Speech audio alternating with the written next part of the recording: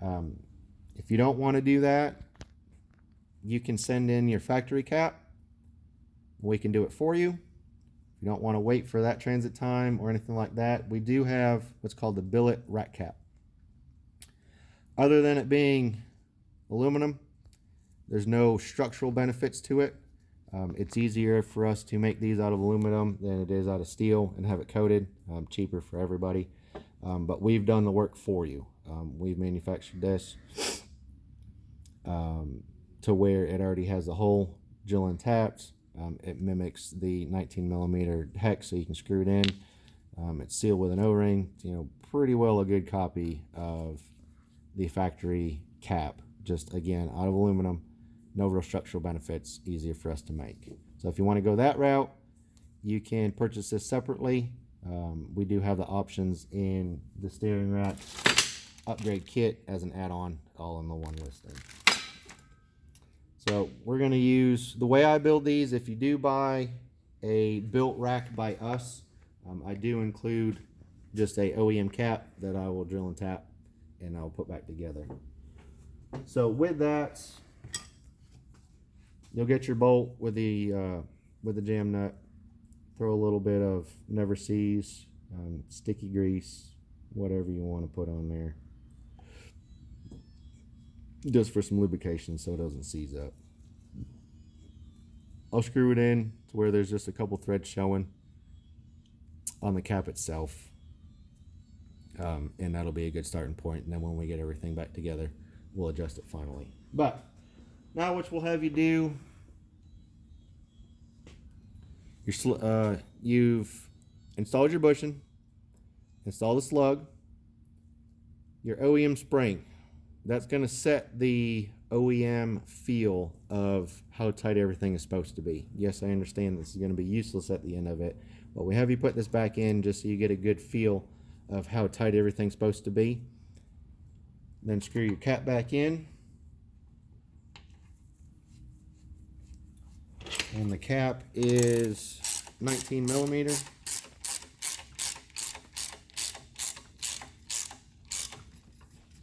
Get that nice and tight.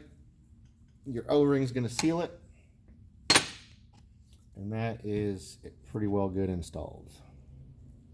Now with your adjustment nut and your adjustment bolt, setting the tension. That factory spring is setting the tension on how hard it is for this to turn and how tight it's going to keep this whole assembly from moving around. See, we don't have the adjustment bolt on here, so we're still relying on that spring and it's still wiggling around real bad in there. With that spring tension on there, all we really need you to do is go hand tight on your adjustment bolt.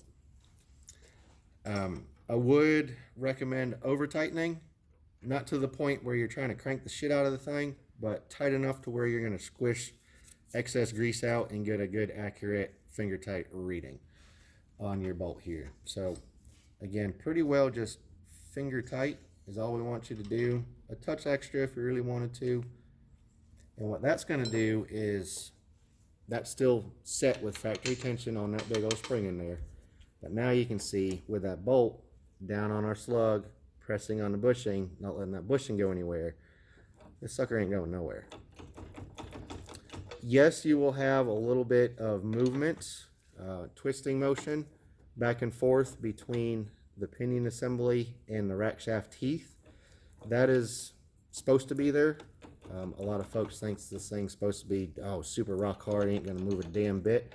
But the way the helical gear set is cut into your pinion assembly, there has to be some room, there has to be a little bit of backlash to where this whole thing is going to still move freely. You can over tighten this, you can cram them teeth, rack shaft teeth into that pinion assembly, and you won't be able to steer the damn thing. So a little bit of wiggle just like that is normal. It's good, we want that there, but you can see now you put tension on it, whereas before the whole thing rotated and pushed away because of that spring under here. It ain't going nowhere. You're contacting 95 to 100% of that gear set now on the strength of what it's supposed to be. That's what we want. We want this rack shaft to be in constant contact with that pinion assembly at all times. So now that you got finger tight, maybe a little extra, see how it feels, nice and smooth. Again, you can over tighten this to where you're really going to struggle on it. You can have this so loose to where what you've just done really doesn't do anything. So a nice in between, smooth turning. Yes, there'll be some resistance because again, your steering wheel's this big. You're turning the steering wheel from something this big. Now you're trying to move this little tiny pinion that's yay big, leverage. And you got the power steering assembly that's bolted to this, so you know it's going to feel a little different. If you're unsure of this, again, kind of make notes of how it came apart, kind of feel how tight it was, feel how loose it was. Just make sure everything's tight and right and moving freely inside of there.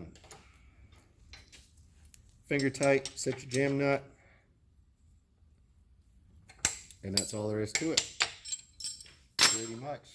At this point too, the reason why I did not put our upgraded Viton seal, this seal is a little bit wider, has 2 lips, better material, it's going to last longer.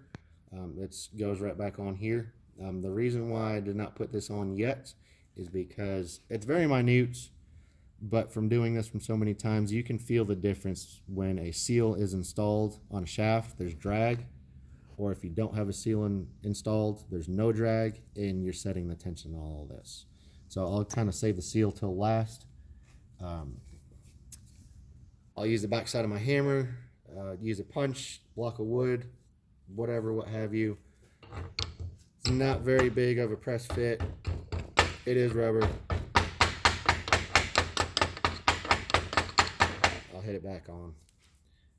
If it's not quite even, I'll take me a screwdriver or a flat piece of something and get the whole surface of the seal nice and flush and even with the top of the housing. Again, very minute little details when you try to make everything parallel, pressed in the way it should, and right. You're trying to not just slap it together. Oh, who cares if the seal's crooked, you know, type of stuff. To get a better outcome, this whole apparatus is going to last a lot longer. So with that, this particular one I'm building for a customer, he has different tie rod assemblies. He's making up his own tie rod solution. So I'm not going to put this back on. But if you were to reuse your OEM stuff, I will take a dab of red, throw it on the threads, screw this back in, line up your little tabs to the flats of the rack shaft. I'll take, after this is all screwed in, take my hammer, beat those flats back over where we originally took it off, and seal it back up.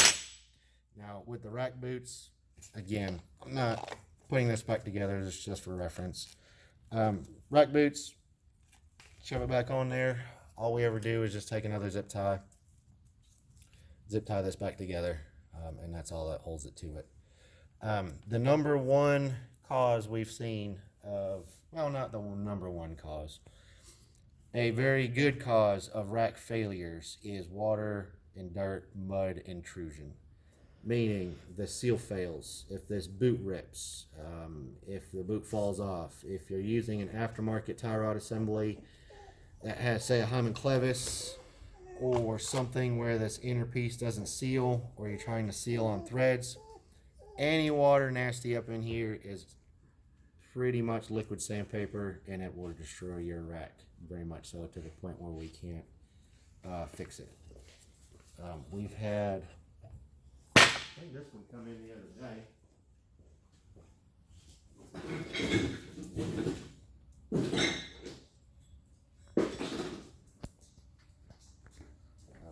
Fella asked me if I can fix it. This thing was literally dripping full of water. It was just so freaking nasty. The shaft was rusty. I mean, this is halfway cleaned up, but this thing was absolutely disgusting. And then after we cleaned everything up, we found out that it had the teeth that were chipped off and broken. So we deemed this not even worth trying to save. going straight in the trash pile. The problem with these is if you have any damage to the pinion or these rack shaft teeth, Kawasaki will not sell this individually. We can't get it. So if you have any damage to this, we would consider this a total loss. We unfortunately have to get you a whole $680 steering rack.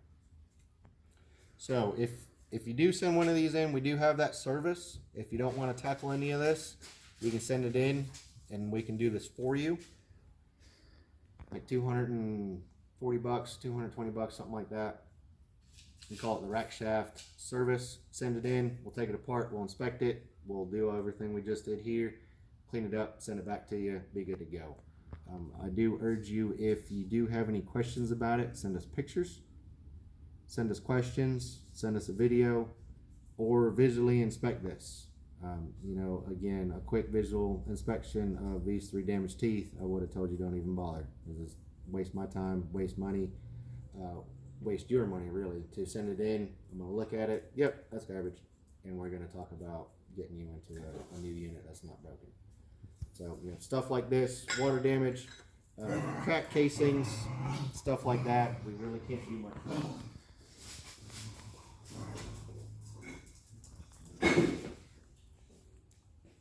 Again, another example of pretty much what you're looking at is this right here, with this gear set rolling around on this shaft. When I say it rotates and separates, it rotates and it comes apart. Now you're only contacting a nice little corner, about 20, 30, 40% of the gear set right here when that thing rotates. And that's what wipes out these teeth. I've got probably a dozen of these things, that 3 or 4 teeth, just like that. It rotates, takes one tooth out, that one tooth takes out another tooth, takes out another tooth, and it goes, and now you're done for. That's a no steer condition. We can't fix it. I'm not gonna fix it. You know, we've seen some people in the past try to weld this up, grind it back down. I ain't even gonna bother with it. That's a safety issue. So unfortunately, at that time, we'll have to get you into a new unit that we can build, and everything we've done will prevent all that from happening. So, any questions, give us a call. I hope this explains a lot. So we've had a lot of these inquiries of, you know, how hard is it?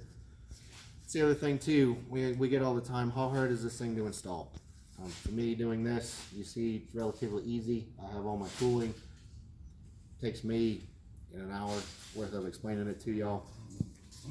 We understand that folks have different skill sets, different tooling available. Some folks would think this is intimidating. We get some folks with 30-year diesel mechanics say they can do this crap in my sleep.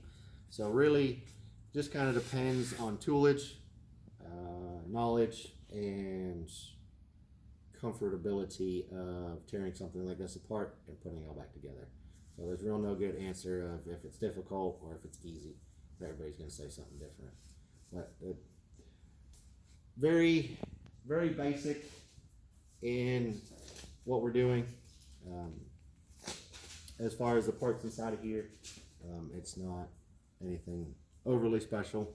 Just a little bit of time, a couple of parts, and we can make these things last a lot longer than what you currently got on there. So I hope this helps. We'll try to do more videos in the future too for a lot of other questions y'all may have. We'll see you next time.